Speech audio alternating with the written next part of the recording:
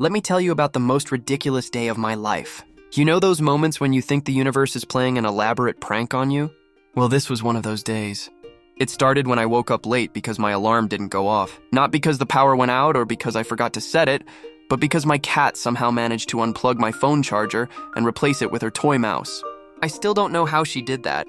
Running late, I rushed to get dressed and grabbed what I thought was my travel mug of coffee. Turns out it was yesterday's mug that I'd forgotten to clean. The taste of day-old cold coffee is something I wouldn't wish on my worst enemy. I finally made it to my car, only to find a family of ducks had decided to have their morning meeting right behind it. Mama Duck gave me this look that clearly said, "Try moving this car, I dare you." So there I was, standing in my driveway for 15 minutes, negotiating with waterfowl. The day got even better when I arrived at work. Remember that important presentation I was supposed to give? Well, in my rush, I had grabbed my kid's USB drive instead of mine.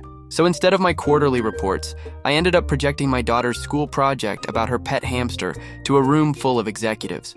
But here's where it gets truly bizarre. During lunch, I decided to get a sandwich from the deli across the street.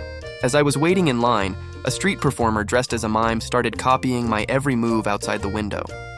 People were gathering to watch, and I couldn't help but play along. Little did I know my boss was watching the whole thing. Later that afternoon, my boss called me into his office.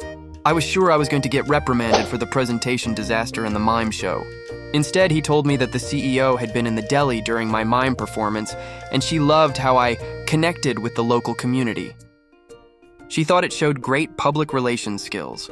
And you won't believe this, they promoted me to head of community engagement, all because my cat unplugged my phone, which made me late, which led to the duck standoff, which caused me to grab the wrong USB, which made me stress eat at the deli, which put me in the perfect position for an impromptu mime show. So now, whenever something goes wrong, I just remember. Sometimes your biggest mistakes lead to your greatest successes. Or at least that's what I tell my cat, who still seems pretty proud of herself.